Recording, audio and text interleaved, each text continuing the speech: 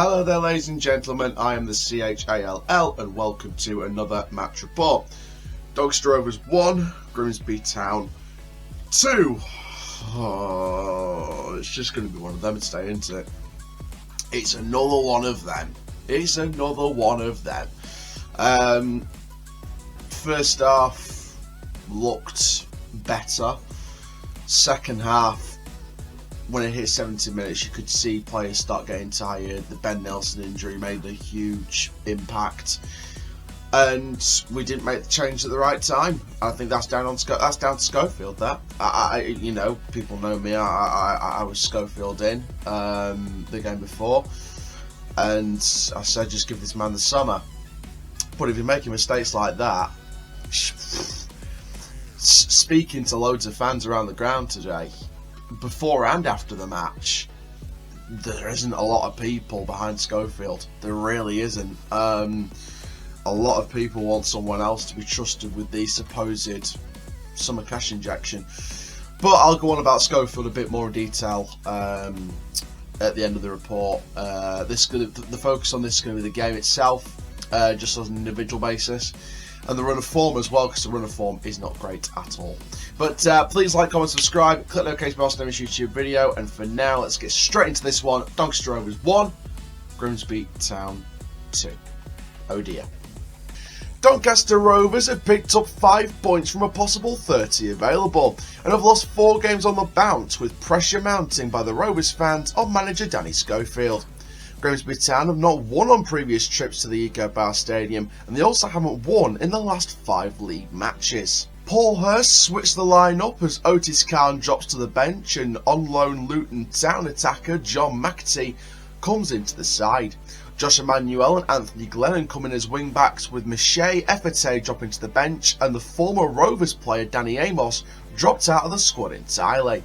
Clifton and Morris starting in the midfield, and Taylor starts in attack, as George Lloyd is also on the bench. Schofield makes 2 major changes to the side that started in the defeat against Gillingham, with Kieran Agard and James Goodman coming into the lineup, as Jack Goodman and Charlie Seaman drops to the bench. Tom Anderson misses out entirely once again, and Roshan Williams returns to the substitutes bench also. So let's get into this one then. Just something always has to go wrong, doesn't it? First of all, let's talk about the protest outside the ground. Was it huge? No. Was, you know, my stance is this on the protest. Not the reason why why it's happening, but the protest itself. I give my credit to the people that did, because at the end of the day, they're voicing their concerns, and they're brave enough to voice their concerns right next to the East Stand reception, right next to where the board usually walk in. They were there with their flags, there with their, you know, and just making their voice heard, which is fair enough. They did it inside the ground as well. We saw the flags in the ground as well. We saw plenty of boos at full time. We saw the tennis balls on the pitch, which was quite... The tennis balls on the pitch is a weird one, because it's different, it's creative, not much notice about the tennis balls. I think if this was Wimbledon and Andy Murray was losing straight sets and got screwed over by the umpire, or however you call it, referee in tennis, if he was getting screwed over in double straight sets and, you know, was getting screwed over, and we had a football-like atmosphere at Wimbledon, you'd expect that kind of protest to happen. But I mean, I can see why someone, I mean, don't get me wrong, they should have, if they were going to do that, there should have been more notice, I'll be honest with you. But, and by the way, there was not really enough tennis balls going on the pitch. I think they barely even touched the yard, and there was about 10 of them. So, and that was throughout the game as well, and they were just getting kicked to one side. I mean, the kind of thing about the tennis balls is it's kind of like their alternative of the plastic pigs when Charlton did the protest with Roland de Châtelet as owner at the time. So it's like an alternative to the plastic pigs, if you know what I mean. But again, I was very confused as to why it happened. Like I said, there was not really any notice before the game that was going to go ahead, so I was kind of confused. I was like, is this two sports mixed together? Are we mixing football and tennis and creating a brand new sport for the Olympic Games in a few years' time? I don't know. But yeah, the protest inside, fair play to the fans voicing their concerns, voicing their frustrations, and rightly they should. Because it's their opinion at the end of the day. Whether you agree with them or not is different opinions, but at the end of the day, everyone's got an opinion, everyone's got a right to voice their opinion.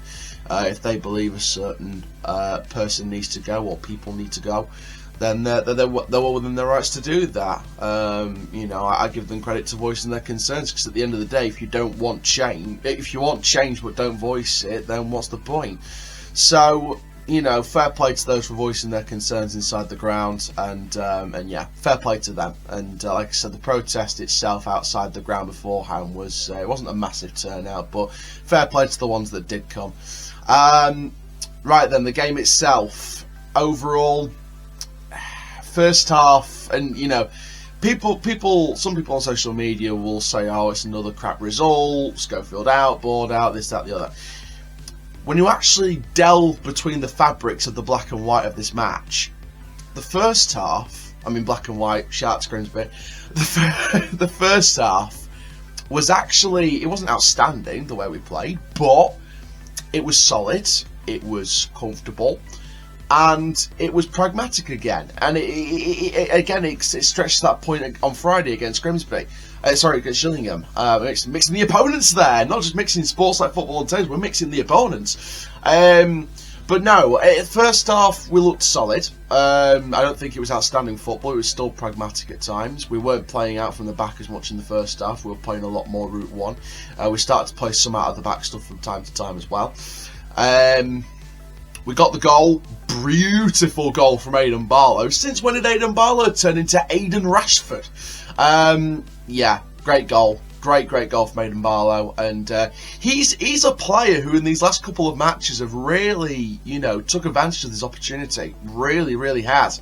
And Barlow right now is a player that's looking a bit of a threat. And, you know, he's still, what, 21, 22 years old. He's still got time to learn and develop. We'll see if he gets a contract this summer or not. But no, Barlow was one of the more forward-thinking ones. You know, he definitely had that kind of thing about him where he was only looking forward, was not looking back.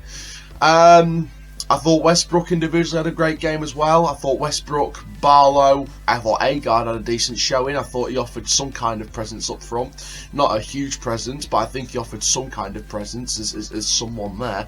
There was a couple of times, especially in that second half though, that Agard, I just feel like he needed to press more. I think there was a couple of moments where the ball was in reach for him and he just sort of stopped running and let the ball go to the goalkeeper, where I think he could have done a George Miller and really pressed him to the final second. But I don't really blame Agard for that with how late in the game it was. He was exhausted, and that's the main reason why one of the main reasons why we lost was substitutions. And this is one thing I will question Schofield on. I'm not Schofield out, and I will explain why at the end of this video, but this is one of the things he needs to be working on, and this comes with experience, and it's substitutions at the right time.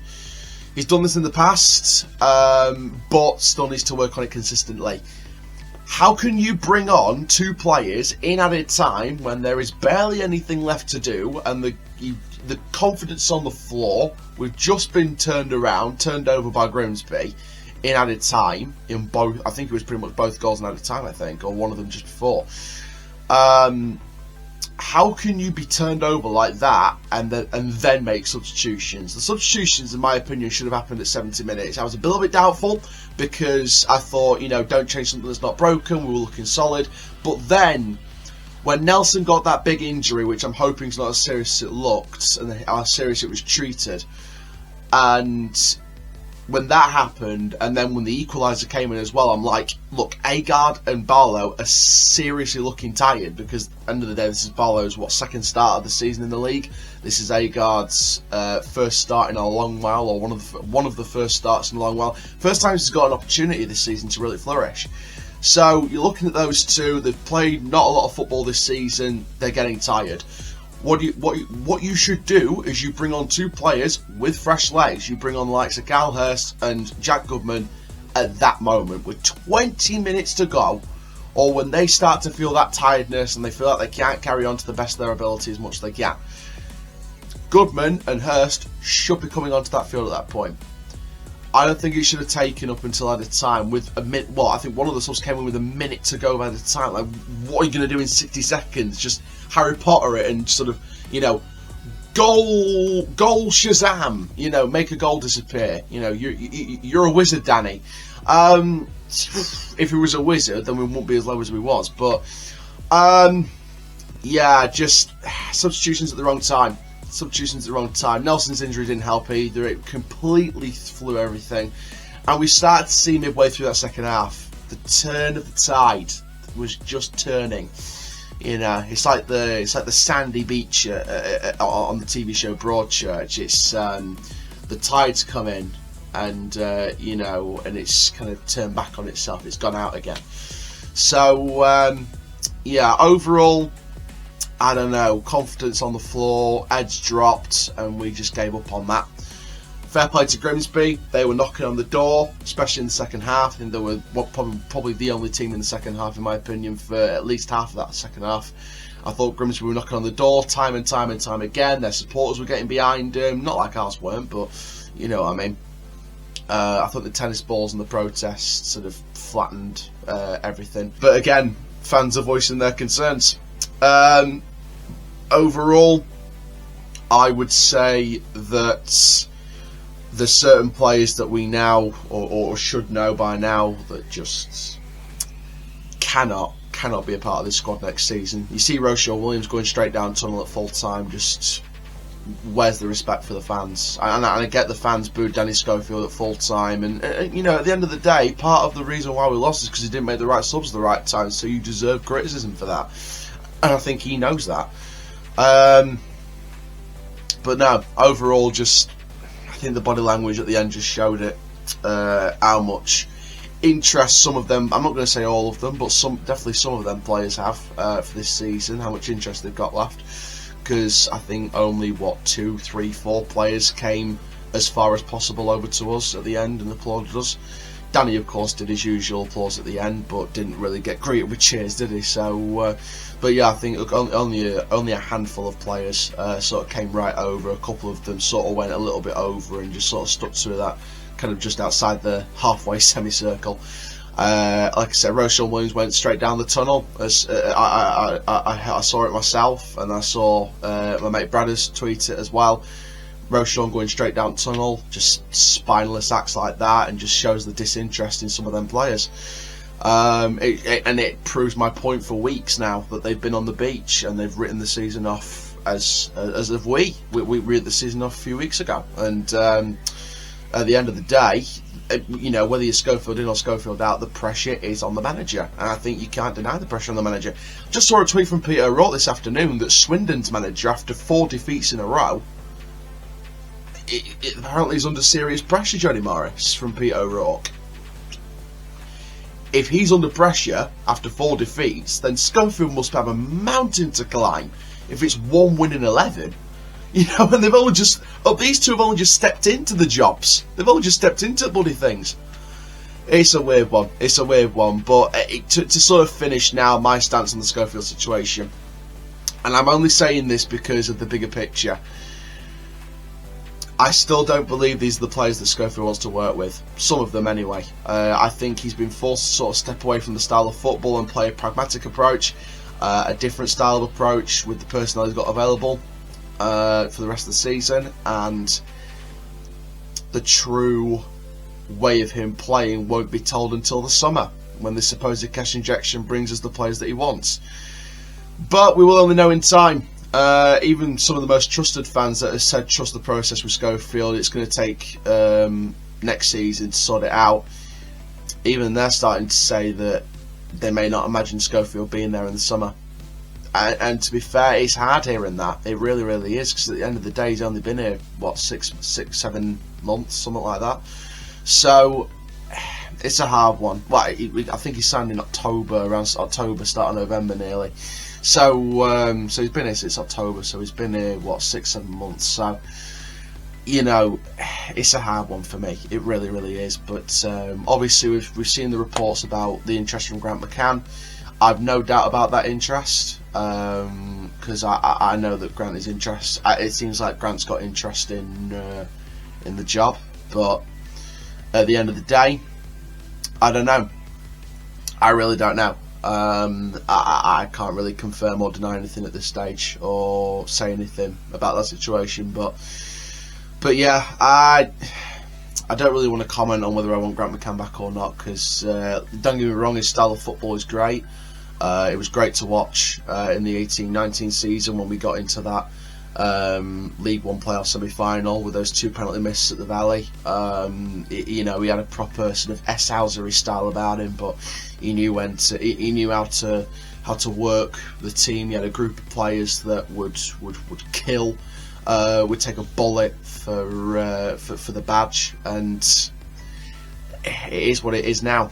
Like I said, I think if McCann is going to I think if the situation is that Schofield does go in the summer, and McCann or someone of that ilk comes in, like a Carl Robinson or a Danny Cowley or someone like that, and comes in the summer and has that major cash injection to bring in who he wants, I think there would be a rise in season ticket sales. I think there would be a rise in people coming back to the club and believing in their team again. But I think it don't matter who's in charge, whether it's Schofield or someone else, if they can't get that cash injection or the best out of that cash injection, supposedly, then they've got nowhere to turn as a manager. If Schofield gets back to the summer with this cash injection, brings in the players that are worth the money and are the quality of players we need to compete back in this division and compete at the top end of the division, and he still fails by October time, because at the end of the day, McSheffrey was still paying him on a rolling contract, Schofield's on a rolling contract, so we're paying him till that expires or renews. So if we're not bringing in a new manager in the summer, we wouldn't expect a new manager till at least October, because depending how Schofield does, because at the end of the day they don't want to be paying 3 managers at the same time. So it's one of them, unfortunately. But like I said, my stance on Schofield is the same as it was. I don't believe it's the personnel he wants to work with. It's not the style he wants to work with long term. I think it's just pragmatism for the rest of the season and see out the rest of the season as best we can. Obviously it's not great, but I think it's just see the season out as best we can, and then and rebuild in the summer with the style of football he wants to play going forward. It is a bigger project, but again, it all comes down to this cash injection, because if he doesn't get given the cash injection or the right level of cash injection to compete at the top end of League 2, then it is a case of who can sort this mess out. So thank you very much, guys, for watching this video. Make sure you do like, comment, subscribe. Obviously, shout out to the Grimsby fans. You were rocking in that stadium, and good luck for the rest of the season. And for now, I am the CHALL. Ta-ra for now.